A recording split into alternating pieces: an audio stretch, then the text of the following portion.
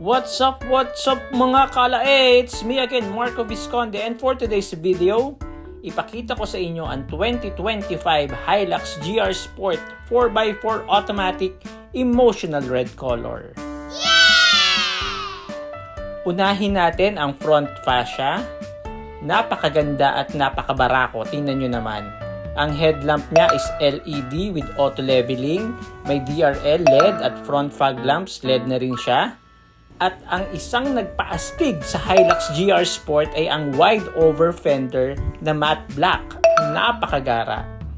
Isama mo pa ang napakapoging mag wheels 265x65 R17 alloy GR design.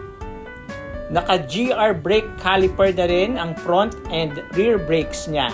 Panalo. Black logo Hilux dito sa side. Naka black side view mirror na rin. Foldable with side turn signal lamp. May camera na rin siya para sa panoramic or 360 view.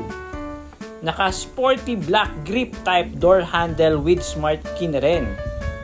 Ito yung rear fender niya at inalis na nga pala ang GRS sports bar sa likod.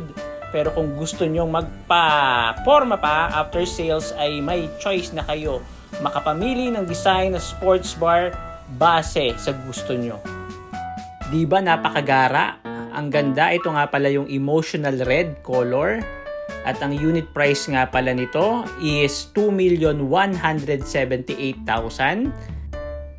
Disclaimer nga pala, price and specs are subject to change without prior notice. Pina-improve din ang kanyang suspension. At the same time, ang kanyang engine is 2.8 liters.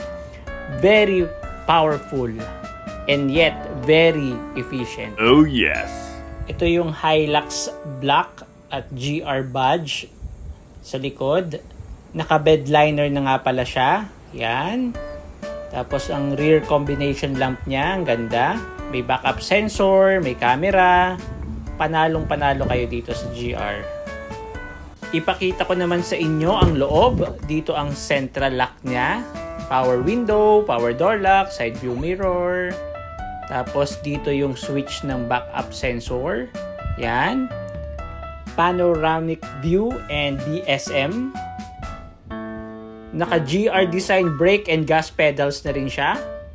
Napaka-sporty. Tingnan nyo naman. Ito naman yung steering wheel niya. Leather with GR badge. Napaka-elegante naman. Ito yung susi. Tatlo. Dalawa yung smart key. Then isa yung spare key. Push start na rin siya. Tapak sa preno. Tapos pindutin nyo lang to. Vroom! Mag-start na. May GR animation pa sa instrument panel. At Toyota animation naman sa stereo. Ito naman yung gate type transmission, 6-speed automatic with plus and minus. May eco and power mode na rin. Depende sa'yo kung anong gusto mo dyan. Napaka-pormang carbon fiber design. Yan. Meron din dito sa ibabaw ng dashboard. Grabe, ang ganda talaga ng dating ng Hilux GR Sports. Tingnan nyo naman. Yan, steering wheel. Yun, yung GR badge. May mga switches dyan. Panalong panalo ka. Tingnan nyo rin yung sporty na meter gauge. Yan. Sinamahan pa ng carbon fiber look dito sa dashboard. Grabe. Ito naman yung upper compartment.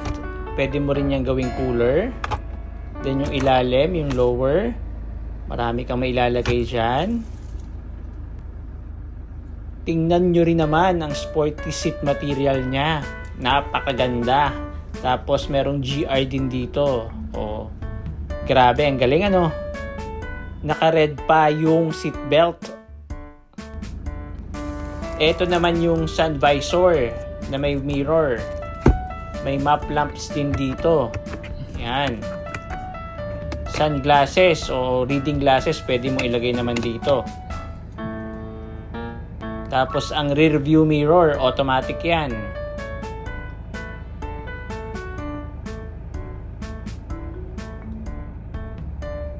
Rear seats, napaka-elegante din. Maganda rin ang combination ng black at yung red seat belt niya. Yan o.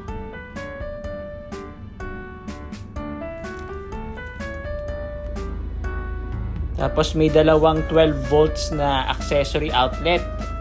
Yan. Dito naman yung switch ng DAC at VSC, stability control.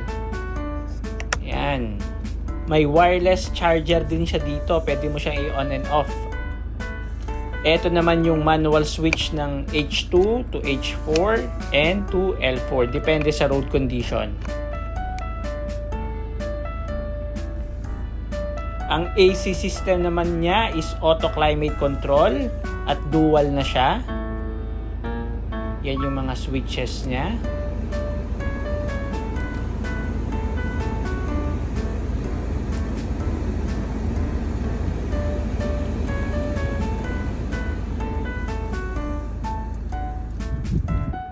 Tapos may center console box din siya dito, lalagyan ng mga anik-anik. So there you have it, the 2025 Toyota Hilux 4x4 GR Sport. This is Marco Visconde and always remember, ingat po tayo. Ayos!